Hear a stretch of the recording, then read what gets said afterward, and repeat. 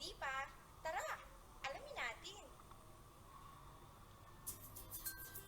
Simulan natin ang ating pagtalakay sa pamamagitan ng pagsuri sa isang pangungusap. Panuto, tukuyin ang mga pangalang ginamit sa pangungusap. Si Daniel ay batang gumagawa ng sariling paraan para sa kaligayahan ng kanyang lolo na nalulungkot dahil sa kanyang darating na kaarawan. Bibigyan ko lamang kayo ng 10 segundo para pag-isipan ito.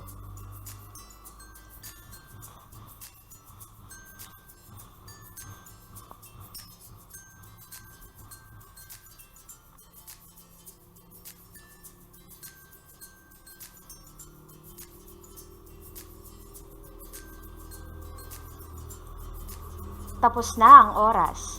Ito ang mga sagot. Daniel, bata, kaligayahan, lolo, at kaarawan. Kung tama ang inyong mga sagot, mahusay. Paano kaya ginamit ang mga pangalang ito sa pangungusap? Para alamin yan, talakayin natin ang iba't ibang gamit ng pangalan. Una, simuno. Ito ang pangalang pinag-uusapan sa pangungusap. Halimbawa, si Lolo Antonio ay dapat na alagaan at mahalin. Ano ang simuno sa pangungusap na ito? Ang sagot, Lolo Antonio. Ito ang simuno o paksa dahil ito ang pinag-uusapan sa pangungusap. Para naman sa iba pang halimbawa, ang matanda ay walang imik na pumasok sa kanyang silid. Alin ang simuno sa pangungusap na ito? Ang sagot, matanda. Dahil ito ang pinag-uusapan sa pangungusap. Tandaan, ang simuno ang pangalang pinag-uusapan sa pangungusap. Ikalawa, pantawag. Ang pangalang tinatawag o sinasambit sa pangungusap. Halimbawa, Daniel, huwag mong papabayaan si Lolo Antonio. Daniel, huwag mong pababayaan si Lolo Antonio. Ano ang pantawag na ginamit sa pangungusap? Ang sagot, Daniel. Ang pangalang tinatawag sa pangungusap. Para sa iba pang halimbawa, Lolo, uminom na po ba kayo ng gamot? Lolo, uminom na po ba kayo ng gamot? Anong pangalang pantawag ang ginamit sa pangungusap? Ang sagot, Lolo. Dahil ito ang pangalang tinatawag sa pangungusap. Tandaan, ang pantawag ay ang pangalang tinatawag o sinasambit sa pangungusap. Ikatlo, pamuno. Ang simuno at isa pang pangalang nasa bahaging paksa ay iisa lamang. Ang isa pang pangalan, simuno, ay parehong nasa bahaging simuno o paksa. Balikan muna natin ang dalawang bahagi ng pangungusap, ang simuno at ang panaguri. Ang simuno ay ang paksa o pinag-uusapan.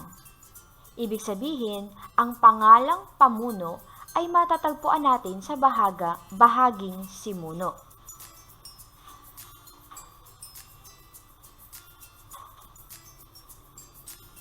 Halimbawa,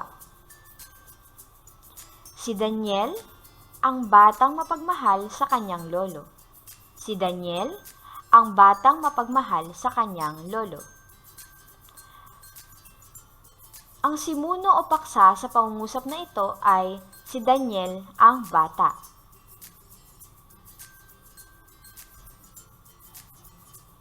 Ano ang ginamit na pangalang pamuno? Bata. dahil ito ang isa pang pangalang nasa bahaging simuno o paksa. Tandaan, ang pamuno at ang simuno na nasa bahaging paksa ay iisa lamang. Ika-4, kaganapang pansimuno.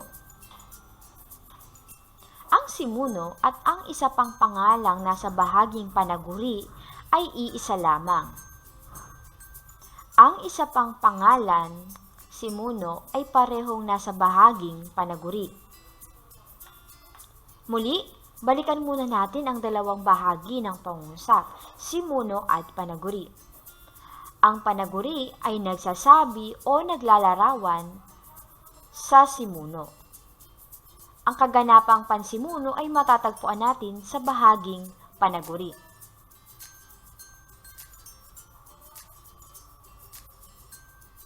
Halimbawa, si Daniel ay apo na may paggalang at pagpapahalaga sa kanyang lolo. Si Daniel ay apo na may paggalang at pagpapahalaga sa kanyang lolo. Si Daniel ang simuno o paksa sa pangungusap na ito. Apo na may paggalang at pagpapahalaga sa kanyang lolo ay ang panaguri sa pangungusap na ito. Kaya, ano ang kaganapang pansimuno na ginamit sa pangungusap? Apo. Dahil ito ang isa pang pangalang nasa bahaging panaguri. Para sa iba pang halimbawa, si Martin ay ang anak na nagbigay ng regalo sa kanyang mahal na ama. Si Martin ay ang anak na nagbigay ng regalo sa kanyang mahal na ama. Ano ang kaganapang pansimuno na ginamit sa pangungusap? Anak. Dahil ito ang isa pang pangalang nasa bahaging panaguri. Tandaan, ang simuno at ang kaganapang pansimuno na nasa bahaging panaguri ay iisa lamang. Ika-5, layon ng pandiwa. Ang pangalan ay ginamit bilang layon ng salitang kilos sa pangungusap. Ito ang pangalang tumatanggap ng kilos sa pangungusap. Halimbawa, gumawa ng paraan ang mga anak niya para makapunta sa kaarawan ni Lolo Antonio. Ano ang layon ng pandiwa na ginamit sa pangungusap? Paraan. Dahil ito ang pangalang tumatanggap ng kilos ng pandiwang humanap. Para sa iba pang halimbawa, naghanda ng pagkain ang mga anak ni Lolo Antonio. Naghanda ng pagkain ang mga anak ni Lolo Antonio. Alin ang ginamit na layon ng pandiwa? Pagkain. Dahil ito ang pangalang tumatanggap ng kilos ng pandiwang naghanda. Tandaan, ang layon ng pandiwa ang pangalang tumatanggap ng kilos sa pangungusap. Ika-5, layon ng pang-ukol. Ang pangalan ay ginamit bilang layon ng pang-ukol sa pangungusap. Ito din ang pangalang pinag-uukulan ng pang-ukol sa pangungusap. Halimbawa, ang pinag-uusapan ng magkakapatid ay tungkol sa reunion ng kanilang pamilya sa susunod na taon. Ano ang ginamit na layon ng pang-ukol? Reunion. Dahil ito ang pangalang pinag-uukulan ng pang-ukol na tungkol sa. Sa iba pang halimbawa, ang gaganaping reunion ay para sa ama nilang gustong makasama ang iba pang kamag-anak. Ang gaganaping reunion ay para sa ama na gustong makasama ang iba pang kamag-anak. Ano ang ginamit na layo ng pang-ukol? Ama. Dahil ang pangalang pinag-uukulan ng pang-ukol na para sa. Tandaan, ang layo ng pang-ukol ang pangalang pinag-uukulan sa pangungusap. Ang layo ng pang-ukol ang pangalang pinag-uukulan sa pangungusap. Balikan natin ang iba't ibang gamit ng pangalan. Simuno, pantawag, pamuno, kaganapang pansimuno, layo ng pandiwa at layo ng pang-ukol. Ngayon naman, palawakin natin ang ating natutunan. Bilang pagsasanay, tukuyin kung anong gamit ng pangalan ang salitang may kulay sa pangungusap. Si Ginoong Teodoro ay kawani sa munisipyo ng kanyang syudad. Bibigyan ko kayo ng 10 segundo para sagutin ito. Ang pangalang may kulay sa pangungusap ay kawani.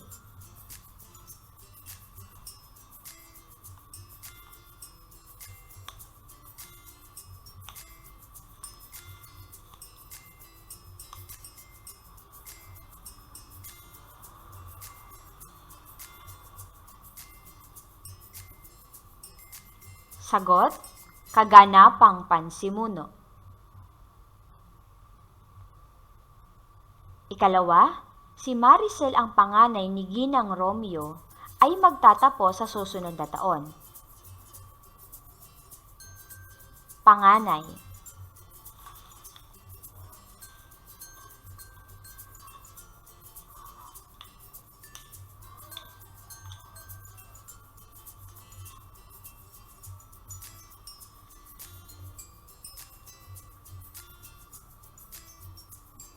Sagot, pamuno.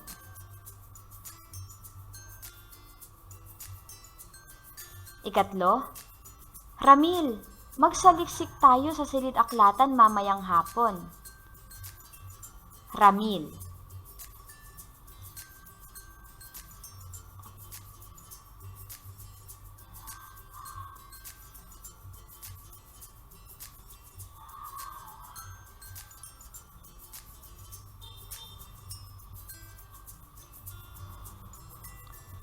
Sagot, pantawag. Ikaapat, ang pulong na ito ay tungkol sa mga bagong panukala. Ang pulong na ito ay tungkol sa mga bagong panukala. Panukala.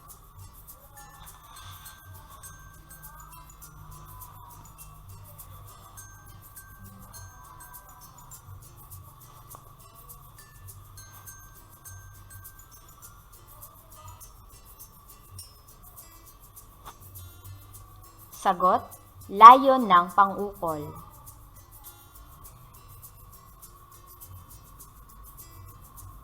Ikalima, gumuhit ng napakagandang larawan ang tanyag na pintor. Gumuhit ng napakagandang larawan ang tanyag na pintor. Larawan.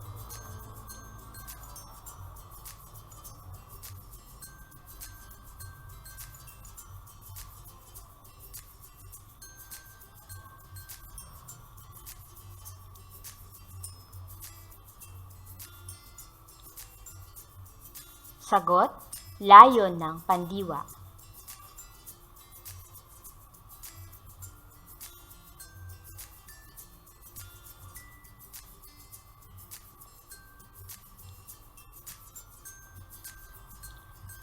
Ang mga gamit ng pangalan ay simuno, pantawag, pamuno, kaganapang pansimuno, layo ng pandiwa at layo ng pang-ukol.